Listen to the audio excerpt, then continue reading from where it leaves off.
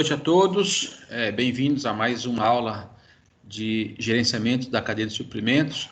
O tema de hoje é sobre parcerias e técnicas colaborativas dentro da cadeia de suprimentos, tá? Então, nós vimos aí nas sessões anteriores como são importantes e complexos, né, os projetos, né, vários pontos que a gente tem que elencar, tem que lembrar, tem que acompanhar. Então, não é muito simples, né, é muito complexo aí, todos esses pontos que a gente tem para elaborar um projeto, tá? Falamos também um pouquinho da elaboração e da última aula nós falamos um pouco sobre a implantação desse projeto. E aí vem uma reflexão aqui que, né, se você observar à sua volta, né, os produtos que nos cercam, que nós compramos, né, cabe uma pergunta aqui, né?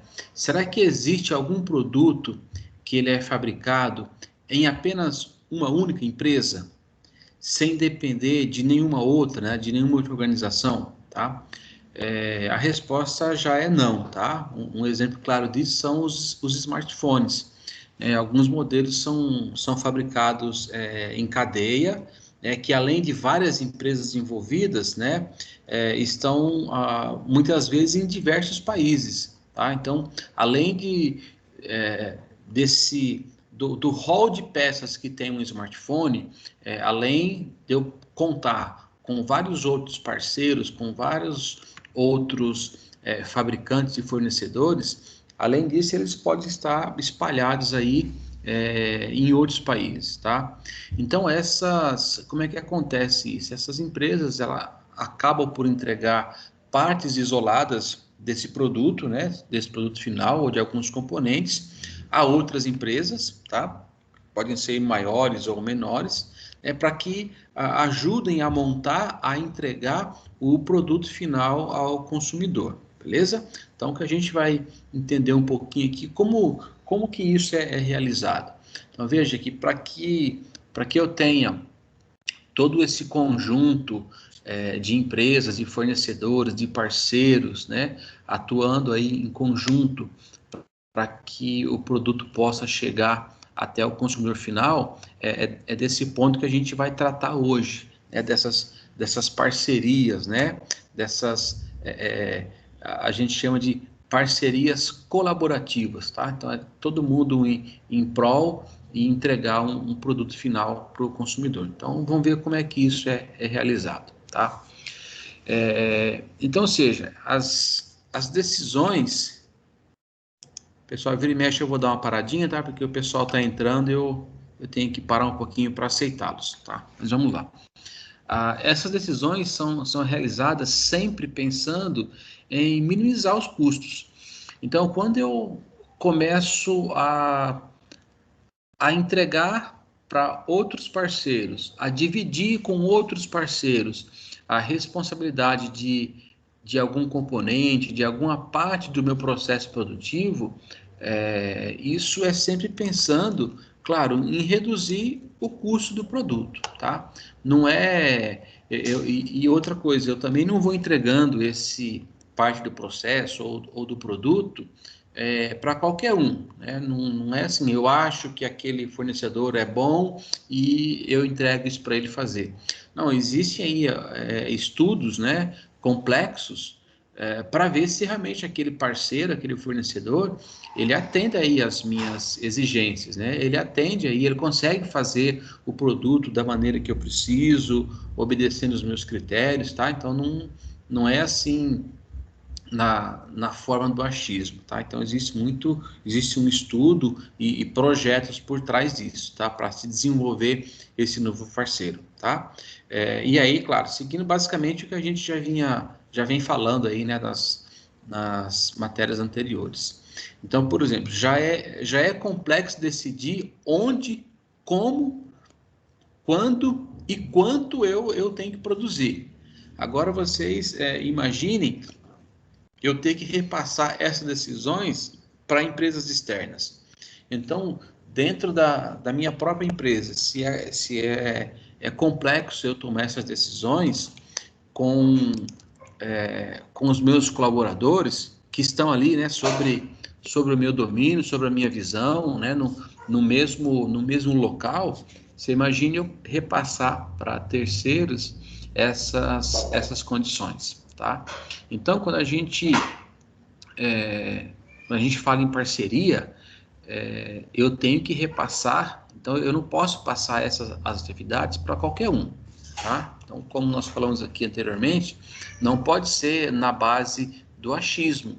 Eu preciso ver se esse meu parceiro, se ele consegue me entregar todas as soluções, além do produto final, respondendo aqui essas perguntinhas: onde, como, quando, né, e quanto tem que entregar, ok?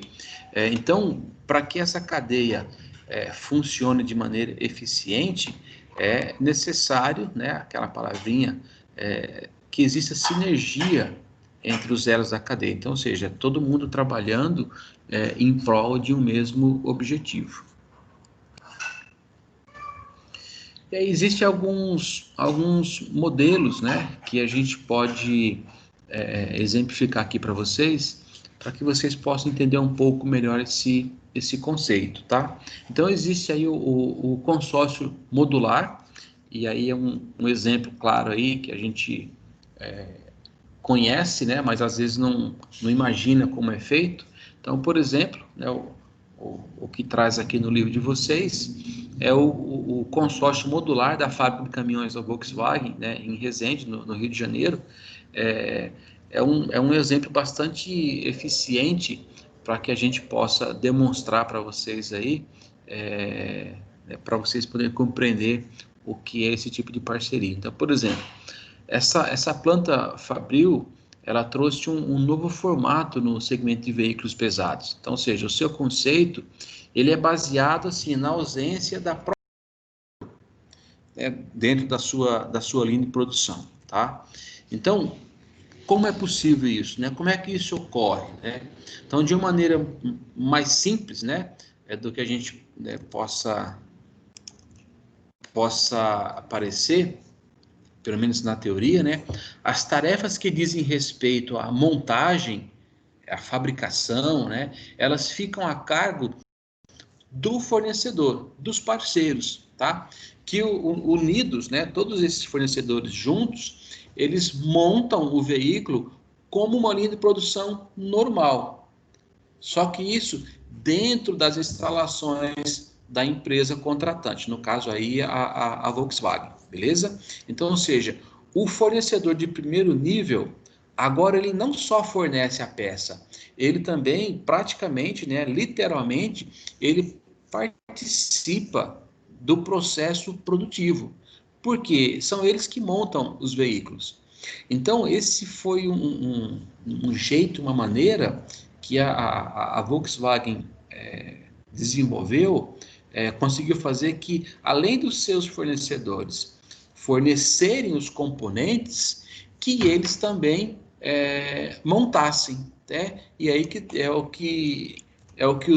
que deu aí vida a esse conceito de ausência, né, na própria linha de montagem, na própria linha de produção, porque quem monta os veículos, né, são os próprios fornecedores, né, o pessoal que fornecem as peças. Então, se a gente analisar bem, a empresa ela conseguiu com que os seus fornecedores, os seus parceiros, eles não ficassem somente restritos ao sistema convencional de terceirização, né, que seria apenas montar uma parte do produto final, né, e entregar ao seu comprador. Não é isso.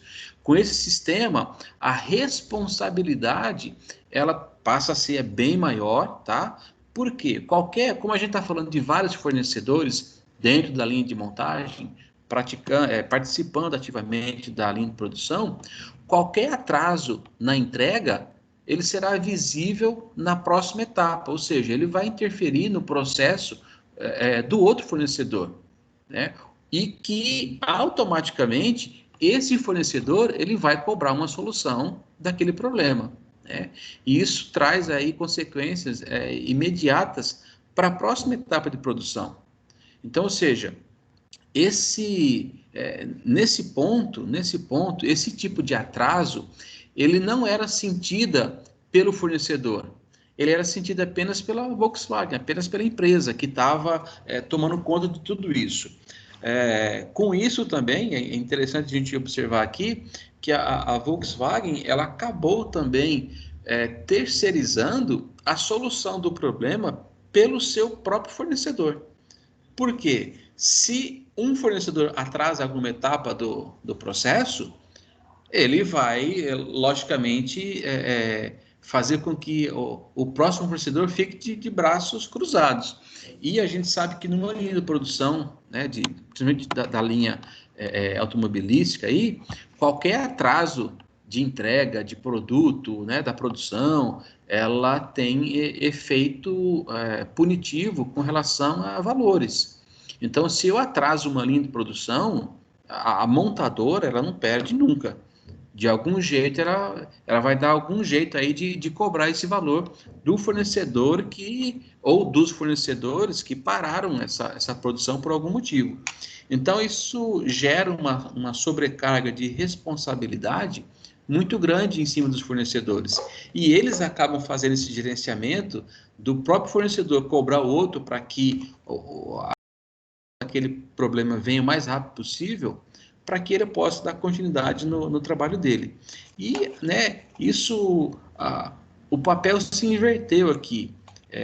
Antes essa falha, esse atraso na etapa, ela não era sentida pelo fornecedor. Apenas a montadora ficava gerenciando esse atraso. Agora não. Agora o fornecedor também é responsável por cobrar e exigir do outro parceiro que entregue, né, o processo ou o produto no tempo correto para ele dar continuidade na sua tarefa.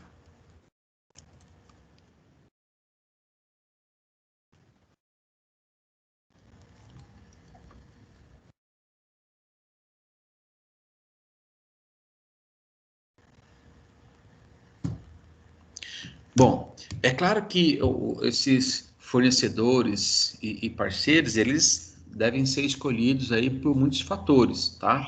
Lembra que a gente falou lá atrás, não é só pelo achismo, tá?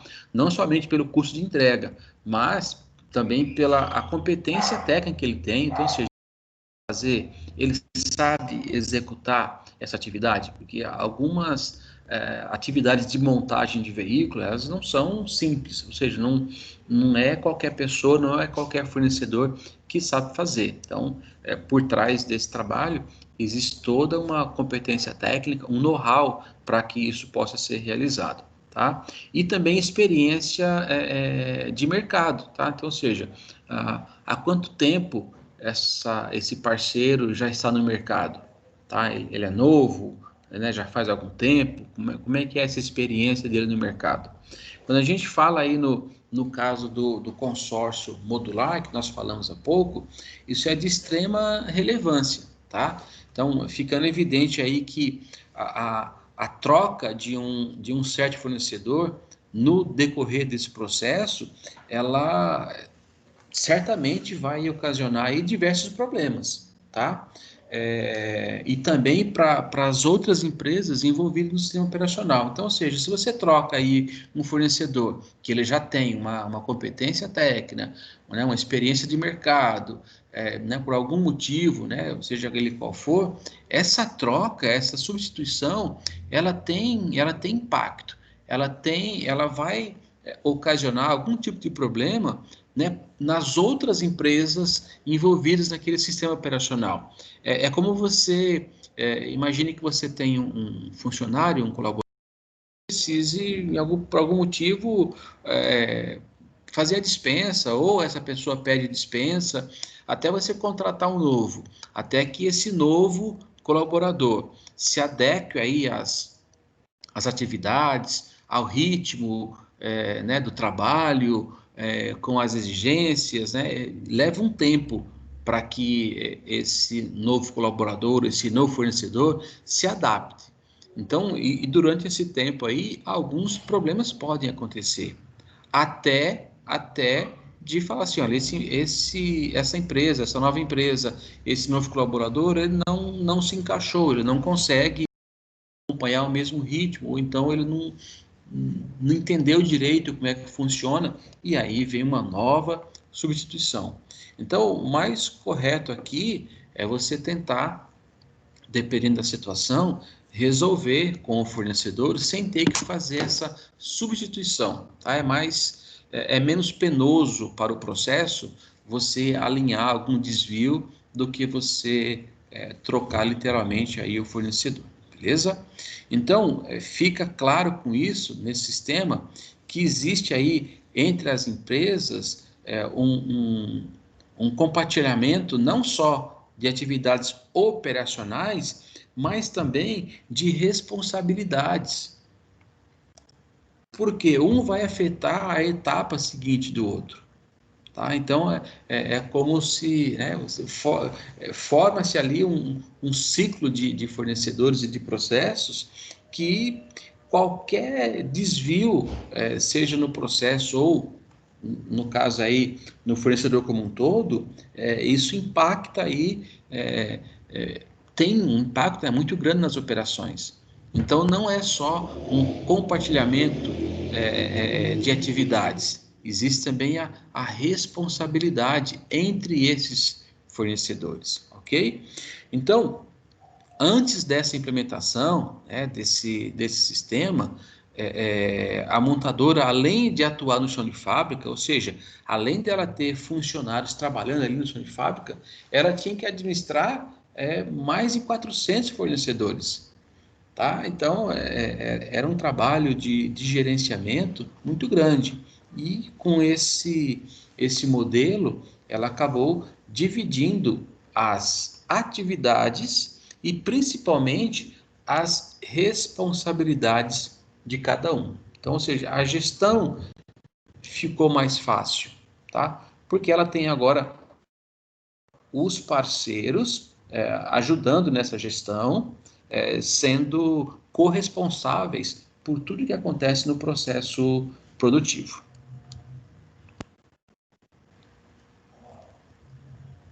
Só um pouquinho.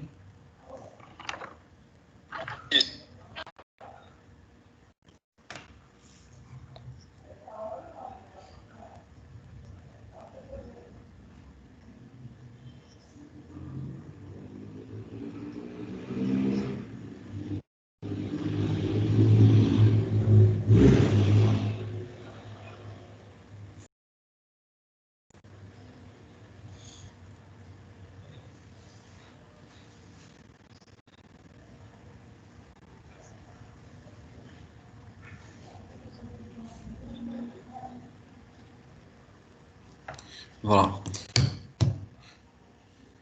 Bom, pessoal, é o seguinte, com o novo modelo aí, então, existe aí, ela tem sete módulos, né? Cada um sobre a responsabilidade de um ou mais parceiros, tá?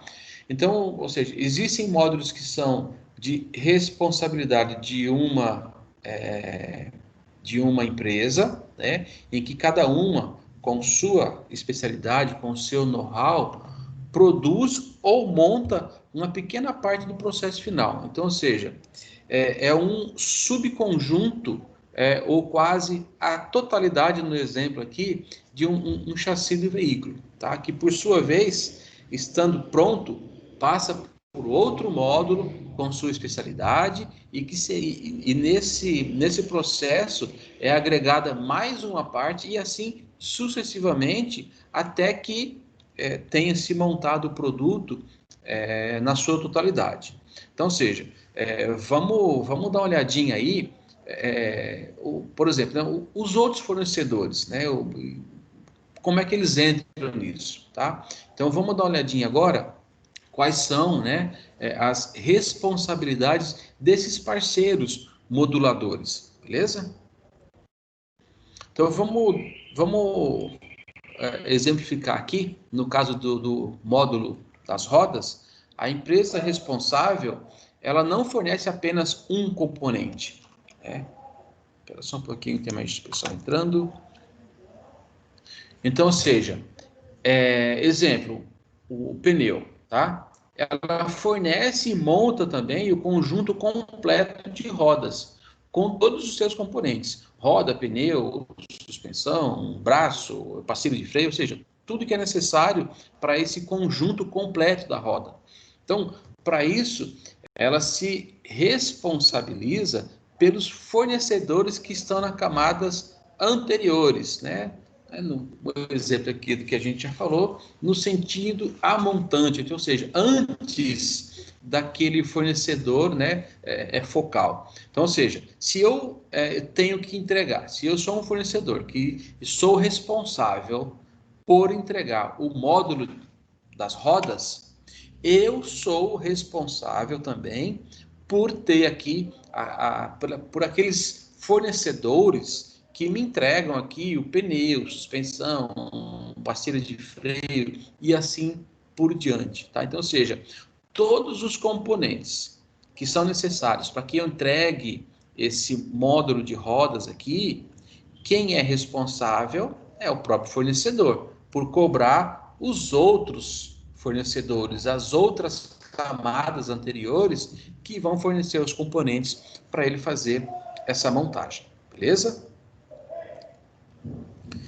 Então aqui começa a entrar a parte financeira, né? Então, sabendo que o pagamento ele é realizado mediante a entrega dos produtos, e aqui um detalhe, sem falhas, porque as falhas elas podem prejudicar o desempenho geral de todos os envolvidos.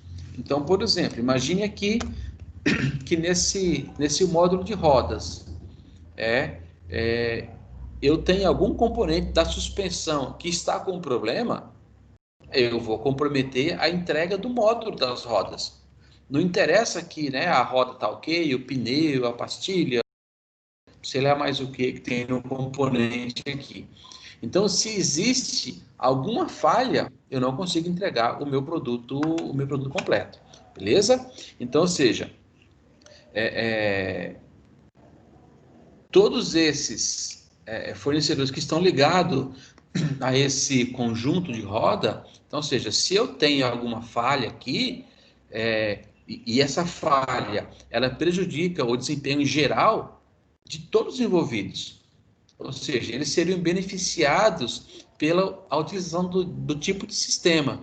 Então, se e isso que fica bacana, porque na questão, na relação entre cobrar mais eficiência e mais qualidade em toda a cadeia, porque eu sei que se eu não entregar o componente completo aqui, né, o meu pagamento ele não vai ser realizado. Então, isso acaba criando aí aquela responsabilidade onde todo mundo acaba cobrando todo mundo, porque senão ninguém recebe, tá? Então, se eu tenho que entregar lá 100% do meu produto e eu tenho um fornecedor que ele tem 1% que vai atrapalhar o processo, então ninguém recebe, beleza? Então, e por que será que a Volkswagen optou por essa estratégia? Então, antigamente, né, voltando aqui, por exemplo, a Ford ela optou por vários meios, né, tornar a empresa autossuficiente, né, o chamado processo de verticalização, ela integrava a maior parte da cadeia de suprimentos. Mas, atualmente, as empresas investem no oposto, né, na chamada desverticalização, quase que não saiu. Ou seja, algumas delas são baseadas apenas na redução de custo, outras buscam o know-how, que é a especialização naquilo que ela sabe fazer melhor. Então, continuando aqui no parênteses, aqui, nessa questão de desverticalização, né, desse processo, a logística, ela entra muito bem nesse conceito. Por quê? Porque as empresas buscam, quando contratam uma empresa especialista em logística. Então, a própria frase está dizendo aqui, ó, especialização naquilo que fazem melhor. Então, ou seja, se eu tenho uma empresa que o know-how dela, beleza? O conhecimento, o que ela sabe fazer bem, por exemplo, produzir smartphone, então ela tem que se dedicar, tem que focar aí todos os seus recursos de conhecimentos técnicos, conhecimento em marketing, em vender, em colocar esse produto para fora, sem se preocupar, por exemplo, com logística. Tá? Logística não é o know-how dessa empresa. Então, ela não sabe muito bem como é que controla o estoque, como é que faz o inventário, como é que faz um processo de recebimento, de armazenagem, de separação de pedido, de entrega. Ela é especialista em produzir o smartphone, em produzir o produto. Então, o que ela faz? Ela acaba chamando, contratando uma empresa que seja especialista em logística. Então, tá aí, é onde entra aí os operadores logísticos, as empresas que fornecem essa mão de obra, beleza? Então, ela passa a focar no que ela é mais apta, que ela conhece mais, onde ela tem mais know-how, e terceiriza o resto. Tá? Então, terceiriza aí logística, tudo que ela puder terceirizar para manter o foco em cima da produção, né, no caso aqui, o nosso exemplo celular, é o que a gente chama aí de desverticalização, beleza? E o intuito disso é que todos ganhem, tá? Então, por exemplo, e aí, é claro, inclusive o usuário final, tá? Então, como é que o usuário final poderia se beneficiar desse tipo de desverticalização? Ora, veja, se uma empresa era especialista em produzir smartphone, mas nesse processo de fabricar, né, de receber, conferir, armazenar, produzir, separar e entregar no cliente, ela se mete a fazer ela mesma. Só que o grande know-how dela não é trabalhar com esse tipo de atividade. Tá? Então, consequentemente, ela vai ter uma operação mais custosa. Ela vai ter aí mais falhas operacionais, ela vai ter aí certamente furos de estoque, né, uma gestão que não é bacana.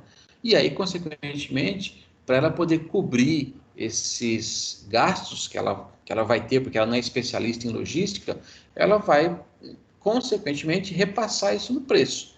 Repassando no preço, ela até pode repassar alguma coisa, não tudo, porque como nós já falamos aqui anteriormente, o preço de um produto quem dá é o mercado, então não adianta eu querer vender um carro popular que custa 40 mil por 50, que o usuário ele não vai comprar, tá? Mas alguma coisinha até consigo repassar, tá? Mas eu poderia, se eu tivesse uma logística mais eficiente, não ter esse custo adicional no meu produto, tá? Então, com isso, o usuário final ganha, quando uma empresa ela fica focada em fazer o que ela sabe de melhor e terceiriza todo o resto, beleza? Ela acaba tendo uma operação mais enxuta, uma operação com menos custo operacional. Pessoal, só me dá um tempinho que eu vou pegar um pouquinho d'água, tá? Já volto já.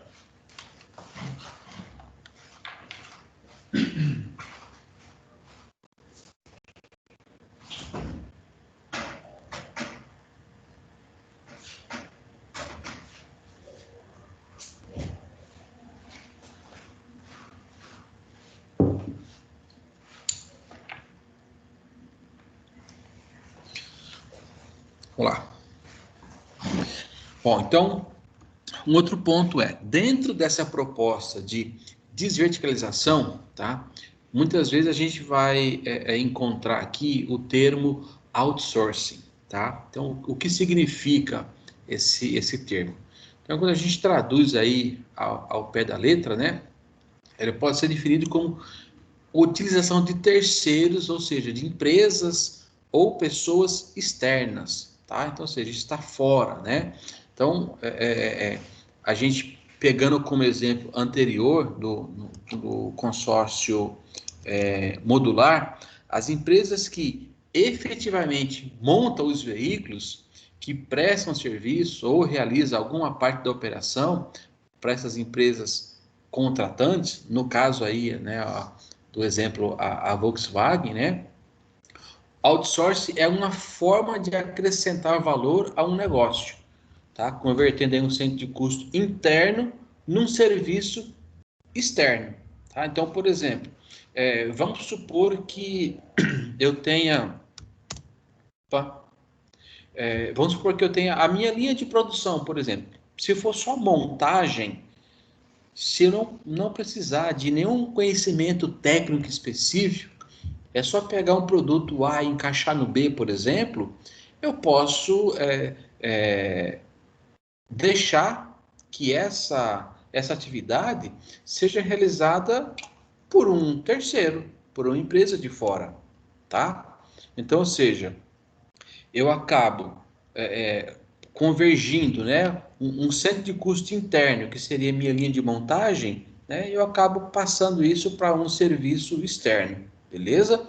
E aí eu consigo liberar aí, né, deixar livre, né, mais recursos da organização e dos gestores, para quê? Para concentrar a sua atenção nas áreas de negócio que têm mais relevância, que têm mais importância estratégica para a empresa, tá? Porque numa linha de montagem, se for um exemplo simples como eu dei, de encaixar a parte A na parte B, eu não preciso ter, eu não preciso ter isso como atividade da empresa. Eu posso terceirizar, ok? Posso passar essa atividade para uma empresa terceira.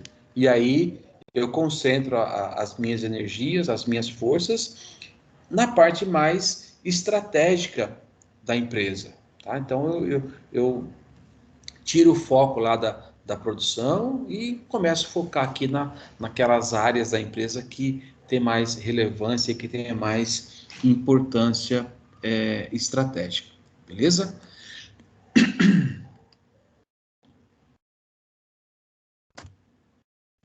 Então, vamos lá. Então, a visão outsourcing, ela não se limita, né, à chamada terceirização somente, tá? Porque ela envolve aí a opção por uma relação de parceria, de cumplicidade, de responsabilidades, tá? Com um ou mais fornecedores da cadeia produtiva.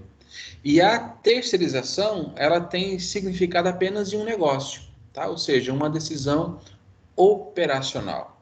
Então, o outsourcing ele envolve a desverticalização, envolve aí, né, das atividades internas para especialistas externos.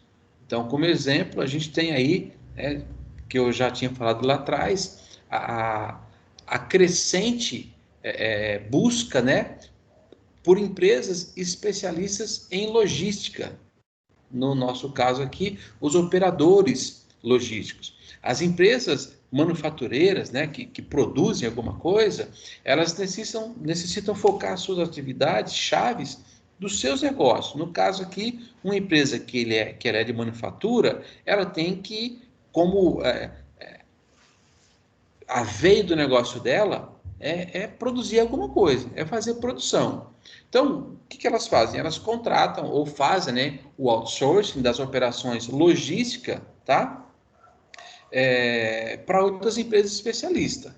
E aí é o seguinte, se a empresa logística não atender os prazos e as condições adequadas, o processo produtivo pode falhar, beleza?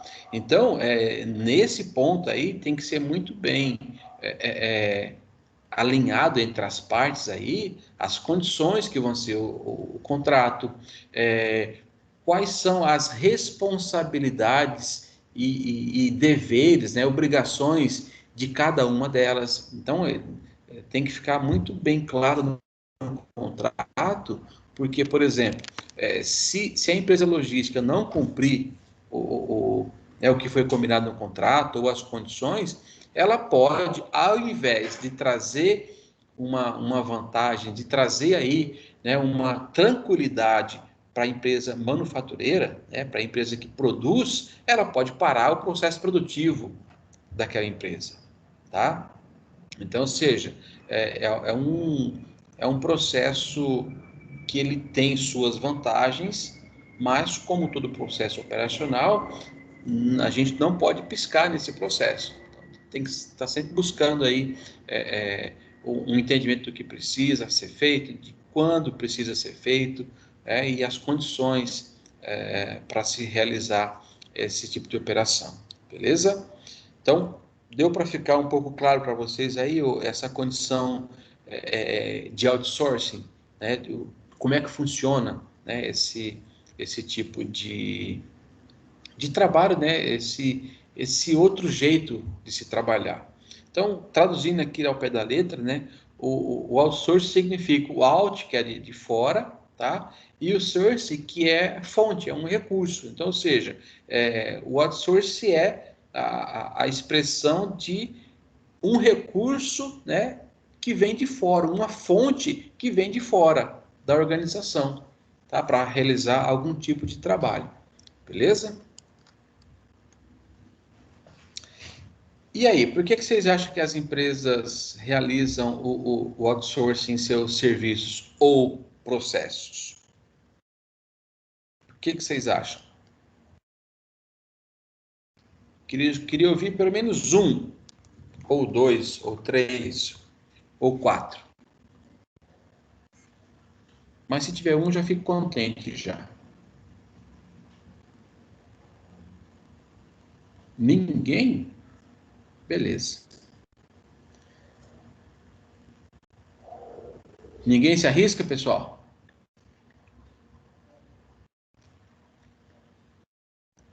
Tá bom, vamos lá. Então, seja, as razões podem ser várias, beleza? Mas a gente pode pensar em algumas aí, né? Algumas questões específicas, como as seguintes. Primeiro, questão financeira.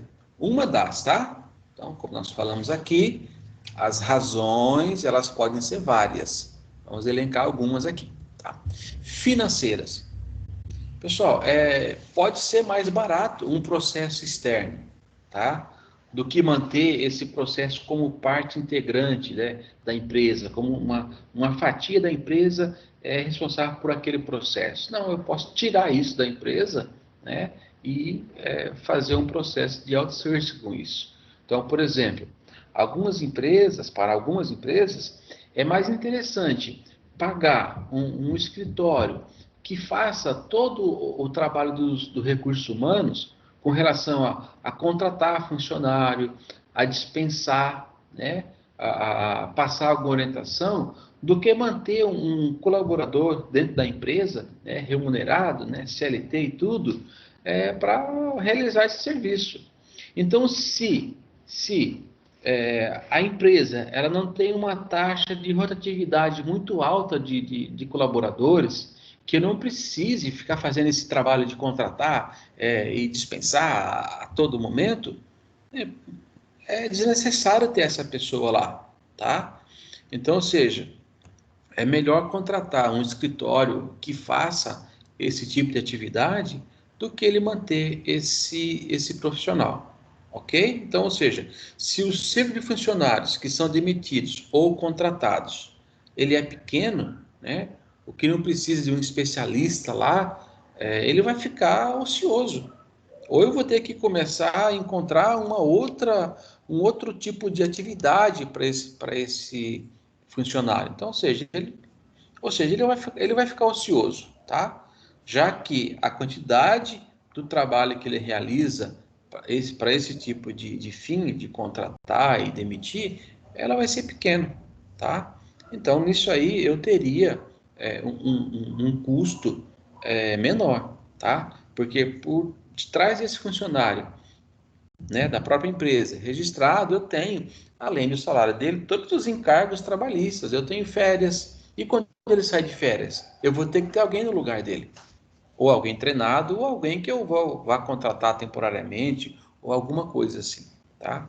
Então, veja, já é uma preocupação a menos que a empresa vai ter, porque essa preocupação quem tem que ter é o escritório, que certamente deve ter mais 2, 3, 4 funcionários que podem suprir as férias desse colaborador.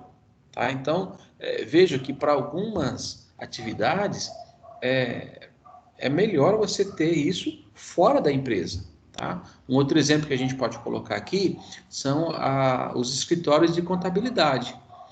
Então, é desnecessário eu pagar um contador para ficar na empresa, se eu posso pagar um escritório contábil e ele faz todo esse trabalho para mim.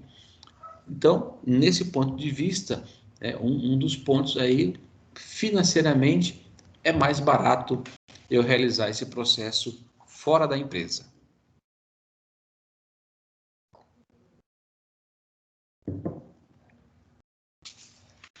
Um outro motivo, que nós já falamos um pouquinho sobre ele, é o know-how. Ou seja, o que é o know-how? É o conhecimento. É todo aquele conhecimento que eu tenho, aquela expertise que eu tenho daquela atividade, daquele trabalho. Tá? Então, seguindo o exemplo aqui, imagina a empresa que contrate serviços externos para a implantação e manutenção de tecnologia da informação, né? A nossa famosa TI, tá? Esse é um trabalho que ele deve ser realizado por quem tem um conhecimento técnico muito grande da parte de TI. Eu não posso pegar o rapazinho lá que ele sabe um pouco, ele entende um pouco de TI, né? Porque tem aqueles caras que a gente chama de fuçadores, né? Que eles conhecem um pouco, mas calma, ele tem um conhecimento limitado. E muitas vezes, para o que a empresa precisa, ele não atende. Então, quanto custa eu ter, né, na minha folha de pagamentos, um profissional de TI, né, um programador ou um analista de sistema, para eu fazer aí, né, em alguns momentos, uma manutenção ou, né, uma implantação de alguma tecnologia. Apesar da gente saber que tecnologia ela muda a todo instante, mas quando a gente projetos de TI acontecendo ao mesmo tempo. Até porque, dentro de uma empresa, os processos de tecnologia, né, os projetos, quando se tem mudança tecnológica dentro de uma empresa, ela envolve aí todos os departamentos da empresa, ela envolve em alguns pontos até a possibilidade de você parar o funcionamento de uma empresa, se isso não for muito bem planejado. Então, quando a gente, mesmo sabendo que a tecnologia ela muda a todo instante, quando a gente aplica, traz isso para o mundo corporativo, dificilmente eu tenho a cada ano, a cada 2 anos, uma troca de ERP, eu vou inserir um processo novo. Isso funciona muito bem quando eu estou falando de produtos, né, tecnológicos, que aí eu lanço um agora, daqui a 5 meses eu lanço um produto com uma tecnologia diferente e assim vai. Quando eu coloco isso para dentro do mundo corporativo, do mundo empresarial, com relação a sistema, né, que faz a empresa rodar, a um sistema que suporta os processos da empresa, aí o buraco é mais embaixo. Eu não posso a toda hora ficar mudando projeto novo, porque para quem já participou aí de uma implantação de sistema, a gente sabe que não é tão simples assim. A implantação do sistema demanda aí vários testes, várias análises, várias validações, né? Eu não posso virar a chavinha, né? Se isso for feito de maneira inconsequente, eu paro todo o processo produtivo, para o processo de venda, eu paro a empresa, né? Espero que vocês nunca passem por isso, mas é uma possibilidade, beleza? Então, ou seja, esse tipo de serviço, ele requer um conhecimento específico, beleza? E a organização, muitas vezes, ela não dispõe desse tipo de mão de obra. Então, fica mais fácil ela contratar esse tipo de serviço quando ela precisa, né? Quando vai se fazer realmente algum projeto, são aí as famosas consultorias em TI, né? Consultoria em implantação de sistema, do que ela manter um profissional para fazer essas mudanças. É claro que dentro de uma empresa eu posso ter um profissional de TI, mas que ele esteja cuidando aqui um pouco da manutenção dos equipamentos. É diferente.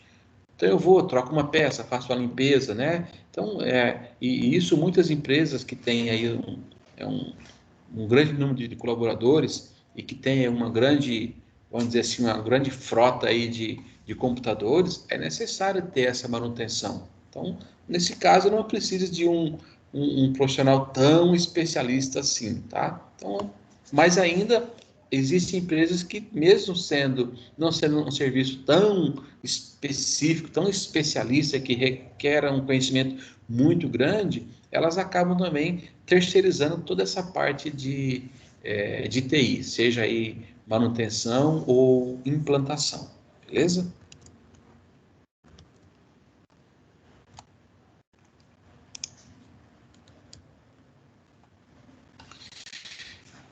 E aí a gente também vê casos.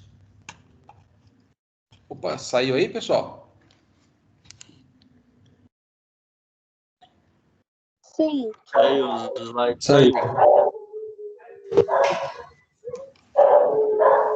Espera aí que eu vou... Deixa eu voltar aqui, espera aí.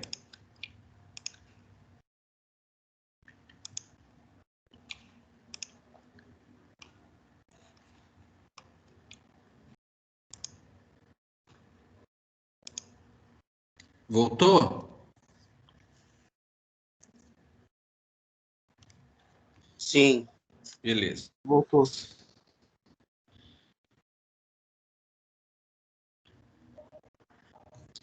Bora lá. É claro que a gente tem casos onde ambas estão presentes. Então, ou seja, pense numa empresa varejista, tá? Que vende móveis e eletrodomésticos, beleza? Então, qual o seu nível de conhecimento ou experiência na logística de armazenagem e distribuição desses produtos? A empresa ela é especialista em vender móveis e eletrodomésticos, beleza? Então, ou seja, ela quer manter o seu conhecimento e foco naquilo que ela faz de melhor, ou seja, vender os produtos, tá? Então, se ela passa a se preocupar, tá, com armazenagem, distribuição, gestão de estoque, ela pode correr, né, de não conseguir realizar aquela atividade nenhuma e nem outra. Ela não vai nem começar, nem manter, né, aquele seu conhecimento em vender bem os produtos, como também não vai desempenhar algum papel na questão de armazenagem e distribuição, na parte logística, tá? Então, ou seja, em alguns momentos, ela pode não fazer nenhum dos dois, nenhum nem outro de maneira eficiente, beleza?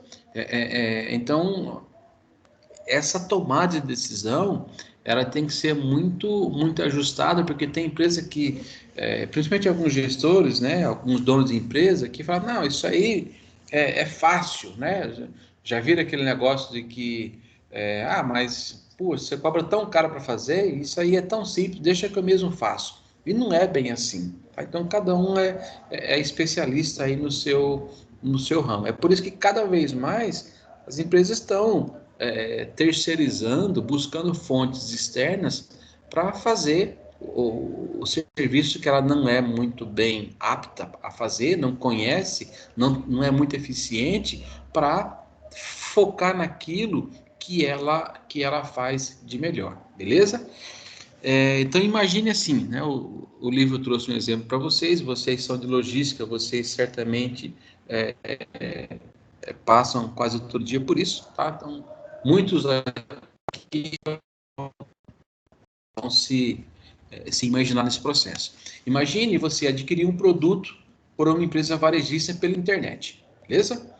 E o produto demorar alguns dias a mais para ser entregue, tá? Por quê? Porque apesar de já estar disponível, a nota fiscal, né, tem o produto disponível lá, mas a nota fiscal ainda não foi liberada, ou por ainda não ter chego do centro de distribuição, ou porque o correio não chegou. Então, esse é um tipo de coisa que é inaceitável, né? Só que, no nosso país, a gente tem exemplos desse tipo de prática quando a gente compra e recebe as chamadas notas fiscais eletrônicas, ou quando a gente vai no supermercado e, né, ao entregar o produto no operador do caixa para pagar, o mesmo passa o produto, né, num leitor óptico, e aí, para quem trabalha aí em supermercado, você já parou para pensar aqui, ó, por que que ele faz isso? Né? Então, assim, a primeira frase que vem à sua cabeça é, bom, com certeza, é para dar baixa no estoque daquele produto. Mas será que é só isso mesmo? A gente está falando aqui, ó, de um monte de processo aqui para trás, é, é, é, que depende aí de um conhecimento e de uma interação muito grande. Quando a gente fala assim, ó, o cara do mercado lá, por exemplo, ele está preocupado, ele tem que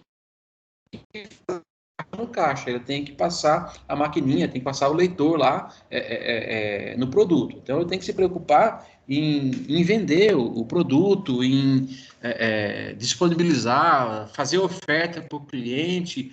Então, esse tipo de atividade, a maioria dos caixas, né, não imagina que quando ele passa o produto, né, na leitora, ele não tem noção, muitas vezes, do que acontece por trás desse simples bipar, aquele código de barra do produto. Então, vamos ver se é só isso mesmo que acontece. Então, será que é só para eu dar baixa daquele produto no estoque? Então, vamos entender um pouquinho aqui. E eu acho que eu já falei para alguns de vocês sobre isso que a gente vai comentar agora. Existe por trás, principalmente do segmento varejista, toda uma estrutura, né? Quando se faz aquele BIP, né? Então, quando um operador, lá no ponto de venda, passa o produto no leitor, esse simples bip, né? Aquele barulhinho que a gente escuta no caixa, né? Bip, bip, bip, bip.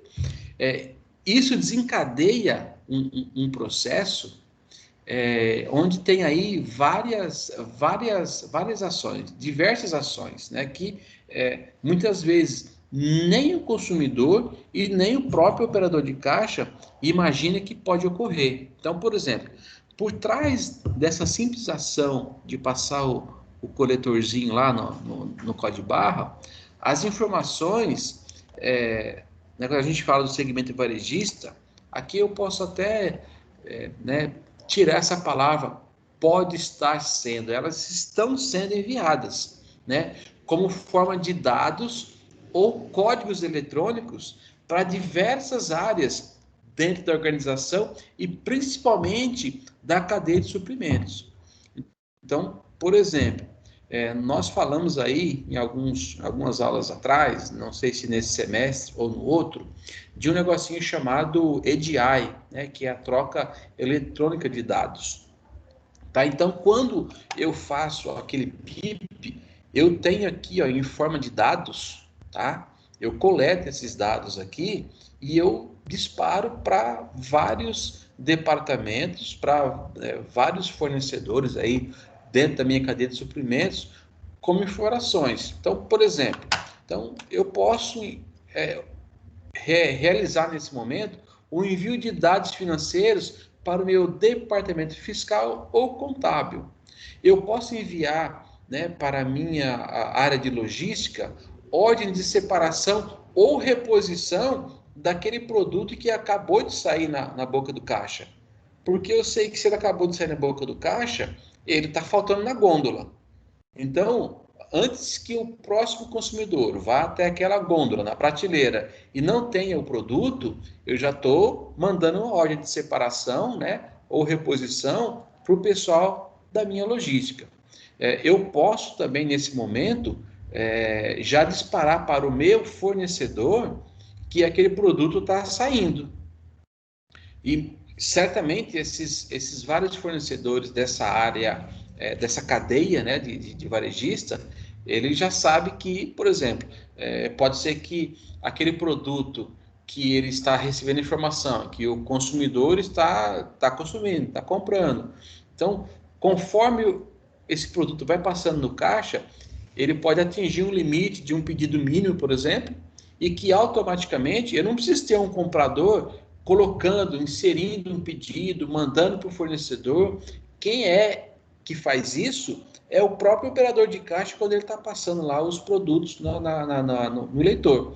Então, automaticamente, o meu fornecedor já recebe a informação que está saindo muito produto na loja, que a loja pode ficar desabastecida e automaticamente o sistema já emite um pedido que já também manda para o pessoal da separação para separar o produto e entregar na loja. Veja que aí eu não falei que tem alguém por trás inserindo pedido, que tem alguém por trás mandando para separar. Tudo isso, pessoal, é automaticamente, tá? Então, ou seja, claro, por trás disso, né, tem aquele especialista lá em TI que fez toda essa programação, que amarrou um sistema com o outro. Então, não é isso, não vem assim. Eu estou falando de uma maneira muito simplista aqui, mas existe um trabalho muito grande por trás disso, com relação à configuração e à parametrização dos sistemas, tá? Mas uma vez feito isso parametrizado, não tem mais ninguém no processo, a não ser o pessoal que vai separar fisicamente o material, que vai carregar e que vai entregar. Toda a operação de emissão de pedido, emissão de ordem de separação, até emissão de nota fiscal, isso é feito automaticamente, beleza? Então, só complementando o que eu acabei de falar, muitas empresas já trabalham utilizando esse tipo de tecnologia para quê? Para realizar a reposição automática, beleza? Não é por ela própria, né? Mas o seu fornecedor aqui, a quilômetros de distância, né, em outra cidade ou às vezes até em outro país, ele já recebe lá a ordem de compra, né, automaticamente pelo sistema, beleza? Então, o próprio sistema já efetiva aqui a própria venda, né, como um gatilho automático, e aí, de novo, tá vendo aqui, entre parênteses, sem saber, né, o próprio consumidor, a própria pessoa que está no caixa, ela não faz nem ideia de aquele ato dela comprar, aquele ato dela passar aquele produto na leitora, já está desencadeando todo um processo para trás, de comprar o produto, pôr pedido, receber, abastecer na gôndola e assim por diante, beleza?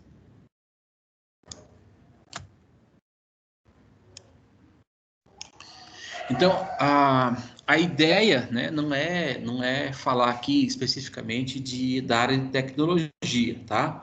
Mas é preciso saber, pessoal, que hoje os processos, né, se a gente não tiver uma colaboração, se a gente não tiver uma integração muito grande com a tecnologia, certamente você já está 1, 2, 10 passos atrás do seu concorrente, tá? Então, ou seja, a gente tem que entender, tem que saber, tem que conhecer as tecnologias. Então, quando a gente fala aí de vocês estarem a par, né, por dentro do que está rolando no mundo de tecnologia com relação à logística, com relação à cadeia de suprimentos, é justamente para você, em algumas situações, poder dar sugestões de como melhorar o processo, tá? Então, ou seja, a gente tem que entender e conhecer para que a gente possa utilizar essas técnicas e métodos e sistemas adequados para cada tipo de situação que a gente vai encontrar aí na cadeia de suprimentos, beleza? Então, no quadro a seguir, a gente vai demonstrar aí os principais métodos de colaboração dentro de uma cadeia de suprimentos, tá? Onde a tecnologia ela tem um papel de fundamental importância.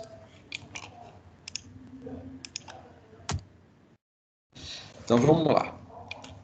Então, vamos entender aqui um pouquinho a técnica, né, o método, o significado, as funcionalidades e, se vocês quiserem, e eu aconselho e eu peço que vocês façam, acessem, tá? Esses artigos, acessem aqui esses endereços para que vocês possam conhecer na prática do que está se falando aqui, beleza?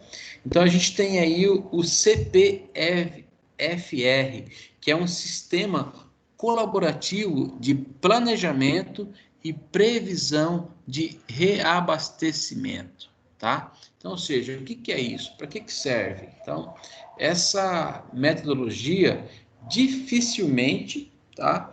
Ela será, não é dificilmente não, pessoal, eu vou trocar essa palavrinha do livro. Não tem como, tá? Ela ser feita se eu não vincular a TI nisso aqui, nesse processo, tá?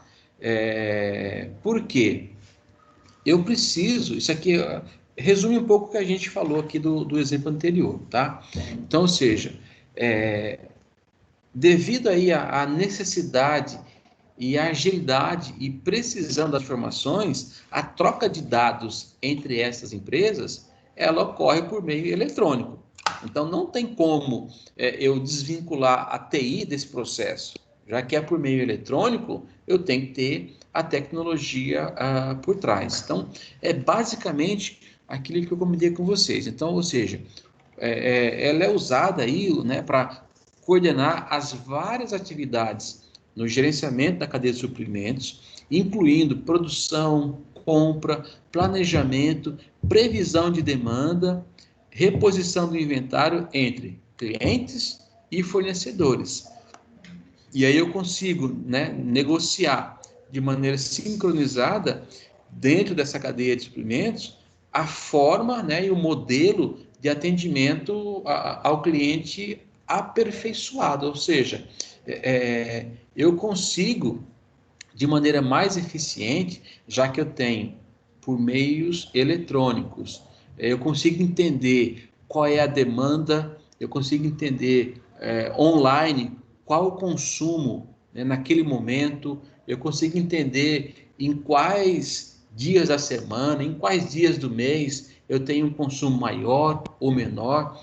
Todas essas informações, elas dão uma riqueza, uma clareza muito grandes para que eu possa fazer o gerenciamento correto dessa cadeia de suprimentos, tá? E aí eu consigo, em cima desses dados, gerenciar todas essas atividades de maneira mais eficiente. Eu consigo manter o meu estoque mais ajustado possível em cima da realidade do que está acontecendo, beleza? Então, eu peço que vocês acessem esses conteúdos para que vocês possam ver na prática como é que funciona essa metodologia aqui.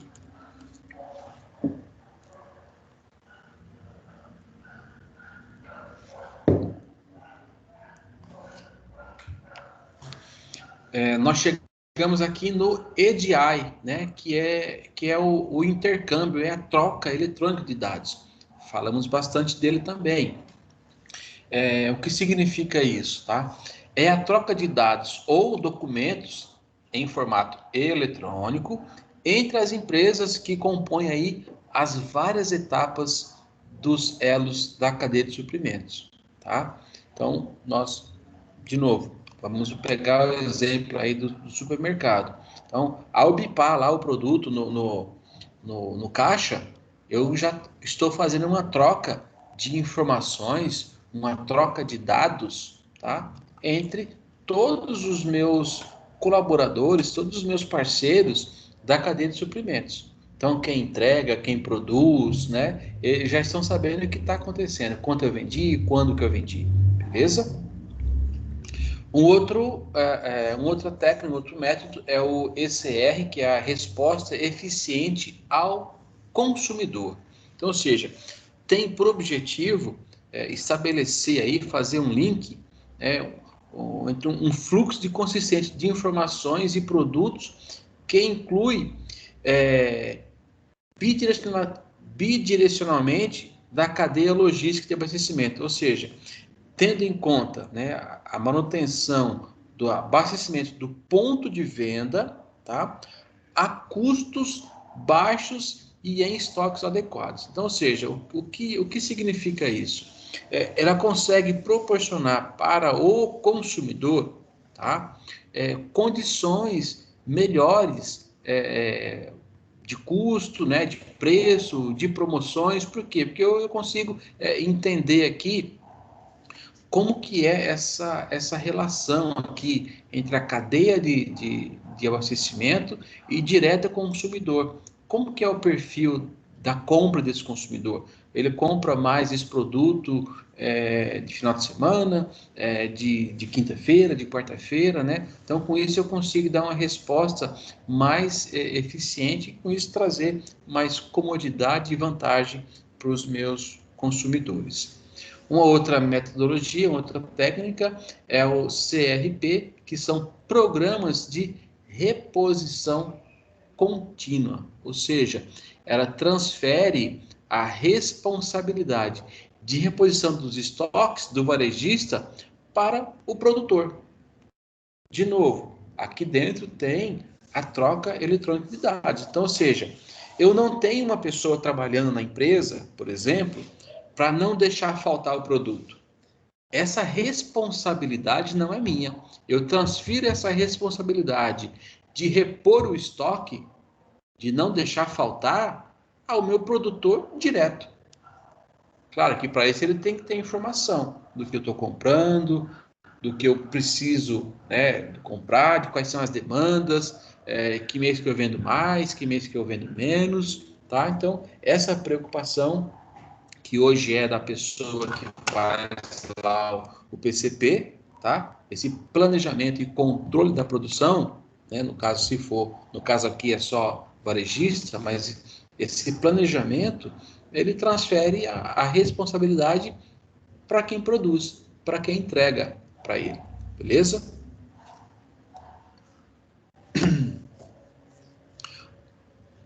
O VMI, que é o estoque gerenciado pelo fabricante. Então, aqui é o mesmo exemplo que a gente tem anterior, só que nesse caso aqui é pelo fabricante. Então, ou seja, ele atribui ao fabricante a tarefa de gerenciar o nó, né, o problema, imediatamente a jusante da cadeia de abastecimento. Então, ou seja, determinando quando e quanto de cada produto deve ser enviado ao seu cliente imediato. Então, portanto, é um sistema, né, no qual o cliente do fabricante abre mão do seu próprio inventário. Eu não tenho estoque, tá? Porque eu só vou receber aquilo que eu estou precisando. Então, ou seja, o que implica aí nesse caso é que nesse elo da cadeia ela precisa ser operada sobre uma colaboração muito estreita e baseada muito na confiança, tá? Cada vez mais as empresas buscam mecanismos de atribuir a responsabilidade, seja do estoque total ou, né, dos componentes, a empresas de fora, tá?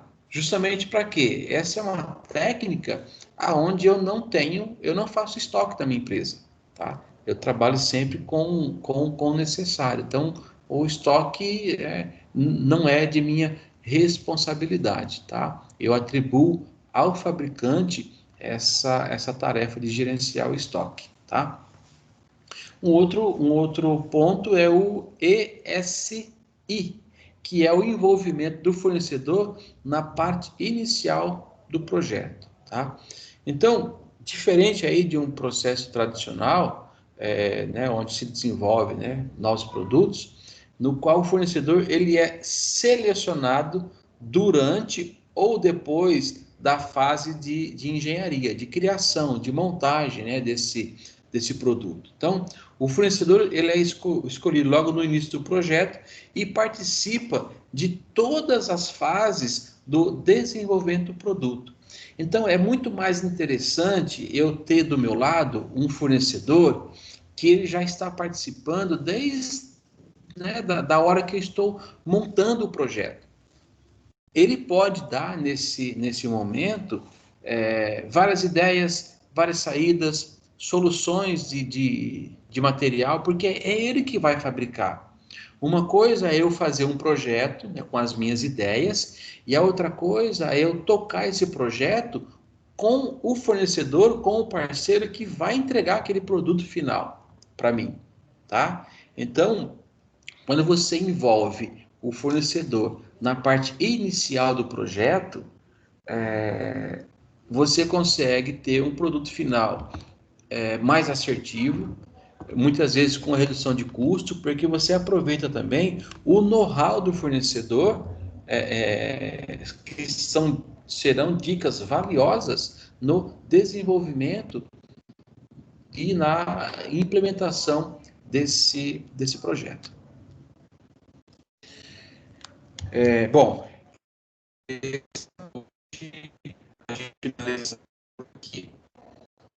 Eu deixo para vocês mais um exercício para que vocês possam enviar para mim. Como sempre, eu não coloquei data, tá?